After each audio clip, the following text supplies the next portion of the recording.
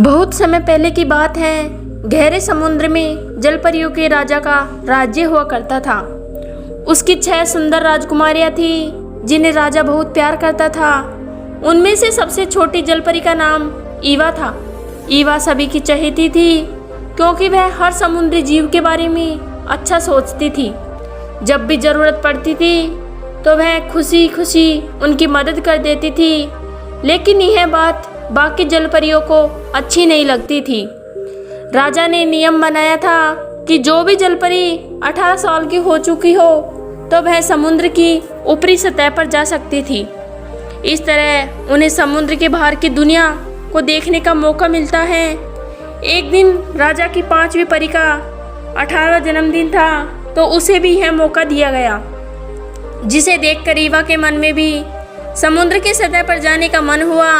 ईवा ने भी अपने पिताजी यानी समुद्र के राजा से समुद्र की सतह पर जाने की इजाज़त मांगी। इस पर राजा ने यह कहते हुए मना कर दिया कि समुद्र की सतह पर जाने के लिए अभी वह बहुत छोटी हैं। इस घटना से बाद ईवा को अपने 18वें जन्मदिन का इंतजार रहने लगा। समय बीतता गया और ईवा अपनी दादी से समुद्र के बाहर की दुनिया के बारे में पूछती रहती थी। दादी की कहानियों से ईवा को इंसानों के बारे में भी पता चला। दादी माँ ने ईवा को यह भी बताया कि हमारी उम्र 300 साल होती है और हम मरने के बाद झाग बन जाते हैं। वहीं जिस जलपरी का दिल नेक और सच्चा होता है उसे आसमान की परी अपने साथ ले जाती है और जलपरी को भी परी बना देती हैं। वहीं इंसानों की उम्र ज़्यादा से ज़्यादा 100 साल ही होती है। इस प्रकार दादी से रोज़ वो समुद्र से बाहर की दुनिया के बारे में जानती रहती थी। एक दिन वो घड़ी भी आ ही गई जिसका ईवा को कई सालों से इंतज़ार था। नियम के अनुसार ईवा ने भी अपने जन्मदिन के अवसर पर राजा से समुद्र की ऊपरी सतह जाने की आज्ञा मांगी। इस पर राजा आज्ञा देने के लिए तैयार नहीं हुए। उन्हें डर था कि उनकी इस भोली भाली बेटी को कोई कुछ कर न दे। तभी वहाँ केकड़ा आता है जो राजा का मंत्री था। सभी राजा के मंत्री को शिम्प कहकर पुकारते थे। वह ईवा का बहुत अच्छा दोस्त भी था। शिप ने राजा से अनुरोध किया कि वह ईवा का ख्याल रखेगा, उसे अपने साथ सही सलामत वापस लेकर आ जाएगा। तब राजा ने उन दोनों को समुद्र की सतह पर जाने की आज्ञा दी। राजा से आज्ञा लेकर वो दोनों खुशी खुशी समुद्र की ऊपरी सतह की ओर चल देते हैं। जैसे ही ईवा ने समुद्र के ऊपरी की दुनिया देखी तो वह देखती ही रह गई। उसने वहाँ हवा को महसूस किया, हवा में उड़ते हुए पक्षी देखे, सूरज को देखा।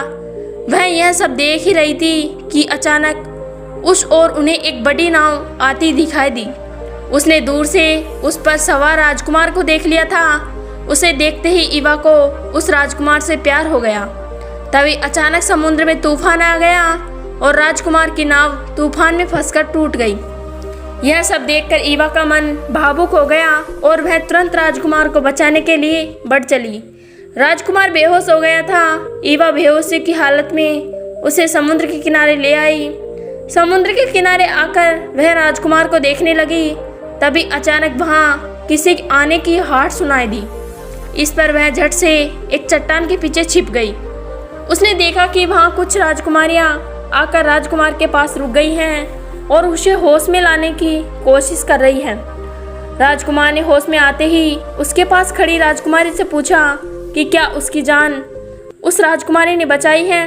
तब उस राजकुमार ने झूठ बोलते हुए कहा, हाँ, मैं उत्तर दिया।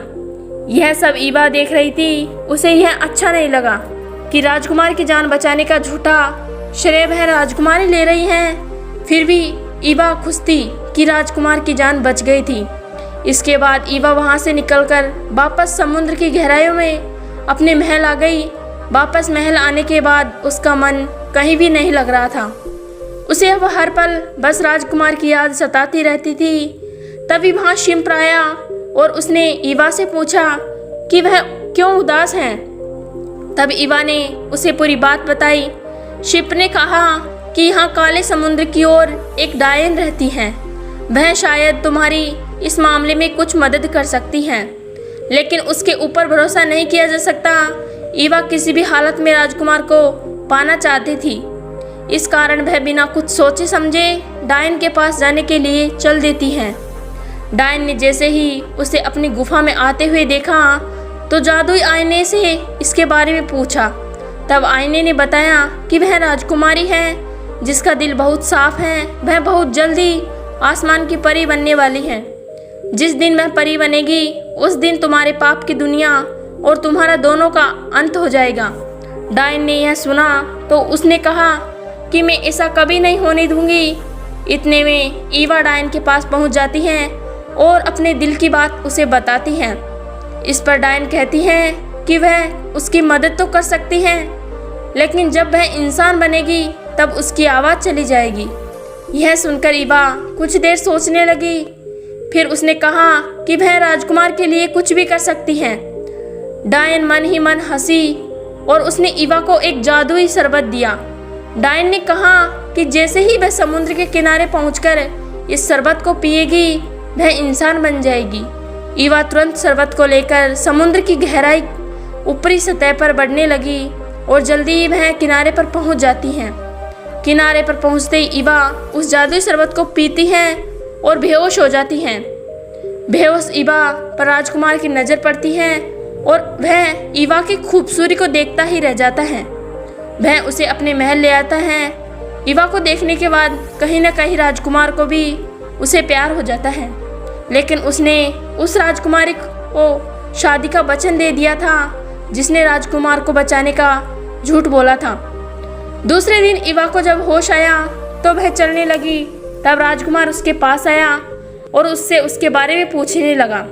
इस पर ईवा कुछ भी नहीं बोल पाई और बहुत दुखी हुई। इसके बाद उसे पता चला कि राजकुमार की शादी राजकुमारी से होने वाली है, जिसे सुनकर वह और भी अधिक दुखी हुई और किनारे पर आकर रोने लगी। तभी शिप ने यह सब बात सुनी तो उसने पूरी बात समुद्र के राजा और राजकुमारियों को बताई। राजा सीधा किनारे की ओर जाने लगा और राजकुमारियां डायन की गुफा की ओर। राजकुमारियों ने डायन से आकर ईवा के बारे में पूरी बात कही और उसे वापस से जलपरी बनाने की प्रार्थना करने लगी। डायन को लगा कि यह सब मेरे जाल में फंस गए हैं। डायन ईवा के हाथों राजकुमार को मरवाना चाहती थी, जिससे वह कभी भी आसमान की परी न बन पाए और डायन की पाप की दुनिया बनी रहे। डायन ने राजकुमारियों को एक खंजर दिया और उसने कहा कि अगर ईवा इस खंजर से राजकुमार को मार दे तो वह फिर से जलपरी बन सकती हैं। राजकुमारियां वह खंजर लेकर किनारे की ओर बढ़ने लगती हैं। राजा को खंजर देकर राजकुमारियां उन्हें डायन की पूरी बात बताती हैं। राजा वह खंजर ईवा को देता है और उससे राजकुमार की हत्या करने को कहता है। ईवा खंजर लेकर महल की ओर बढ़ती है, लेकिन वह राजकुमार को पसंद करती थी। इस कारण वह रास्ते से वापस आ गई। उसने वह खंजर राजा को वापस दे दिया। ईवा ने अपने पिता से कहा कि उसके जीने का अब कोई भी मकसद नहीं है। वह अब मरकर समुद्री झाग बनना चाहती है। यह कहकर जैसे ही उसने समुद्र में छलांग लगाई तभी वहाँ आसमान में रहने वाली परी आ गई और उसने ईवा को बचा लिया। परी ने ईवा को बचाते हुए कहा कि हम ईवा को अपने साथ ले जा रहे हैं और आज के बाद से यह आसमान की परी बनकर हमेशा के लिए वहीं रहेगी। ईवा के परिवार वालों ने जैसे ही यह बात सुनी सभी बहुत खुश हुए। ईवा के परी बनते ही डायन का जादू समाप्त हो जाता है। इतने में ईवा के पीछे पीछे वहाँ राजकुमार भी पहुँच जाता है। राजकुमार वहाँ मौजूद सभी जलपरियों और आसमान परी को देख हैरान रह जाता है। वह ईवा को बताता है कि वह भी उससे बहुत प्यार करता है। इस पर ईवा राजकुमार से कहती है कि इस जन्म में न सही लेकिन अगले जन्म में हम जरूर मिलेंगे।